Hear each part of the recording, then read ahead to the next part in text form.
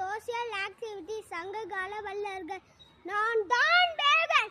நான் திண்டுக்கல் மாவட்டத்தில் உள்ள பழனிமலையை ஆட்சி செய்கிறேன். நான் ஒரு நாள் நடைப்பயணம் மேற்கொண்ட போது வழியில் ஒரு மயில் நடுங்கியிருப்பதை பார்த்தேன். குளிர் காரணமாக நடுங்கிக் கொண்டிருப்பதாக நினைத்தேன். உடனே என் போர்வையை மயிலுக்கு போர்த்தினேன். மயிலை என் குழந்தையை போல பார்த்து கொண்டு. இன்று எத்தனை பேர் விலங்குகளிடம் அன்பு செலுத்துகிறீர்கள்? யோசித்து பாருங்கள். விலங்குகளிடம் கருணை காட்டுங்கள். நான் தான் பாரி. நான் பரமநாட்டை ஆட்சி செய்கிறேன். இது பரமமலையில் உள்ளது. இப்பரமமலை தொடர் தமிழ்நாட்டில் உள்ள சிவகங்கை மாவட்டத்தில் தொடங்கி கேரளாவில் உள்ள பாலக்காடு வரை நீண்டுள்ளது. நான் ஒரு நாள் தேரில் சென்று கொண்டிருந்தபோது வழியில் முல்லைக்கொடி ஒன்றை கண்டேன்.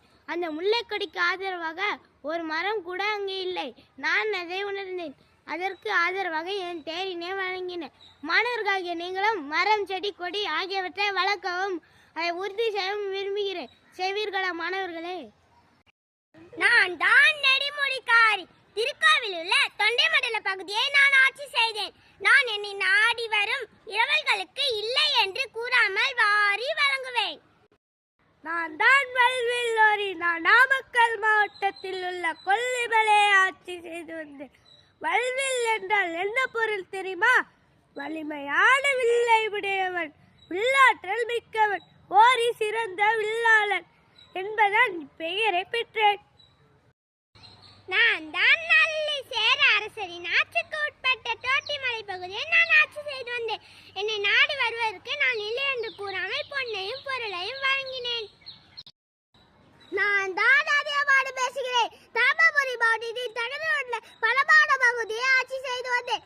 ஒரு நாள் எனக்கு அரிய வகை நெல்லிக்கனி ஒன்று கிடைத்தது. அந்த பழத்தை சாப்பிட்டால் எவரும் சாகாமல் பெறுவார் என்னிடம் கூறப்பட்டது. உடனே பல புலவர் அவ்வையாருக்கு கொடுக்க விரும்பினேன். அவையை அணைச்சி அடைந்து இந்த பழத்தை எனக்கு ஏன் தருகிறார்? நீதான் குருதி இல்லை பல்லதார, நீதான் சாப்பிட வேணும் அவ்வையார் கூறினார்.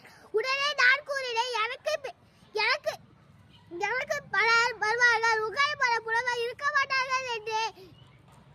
கிடைப்பது அறுதி வாழ்க்கையை எவ்வாறு சிறப்பாக வாழ வேண்டும் என்று உங்கள் எடுத்து அறிவுகள் மக்களுக்கு வேண்டும். உங்களை பல புலவர் இருக்க மாட்டார்கள் என்று நெல்லிக்கனியை கொடுத்து வந்தேன்.